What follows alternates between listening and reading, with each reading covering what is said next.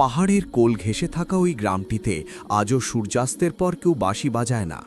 লোককথা আছে, বহুকাল আগে এক জাদুকরী বংশীবাদককে গ্রাম থেকে তাড়িয়ে দেওয়া হয়েছিল, যে যাওয়ার সময় এক ভয়ঙ্কর অভিশাপ দিয়ে যায়। আজও অমাবস্যার রাতে পাহাড়ের গভীর থেকে এক অদ্ভুত বাঁশির সুর ভেসে আসে।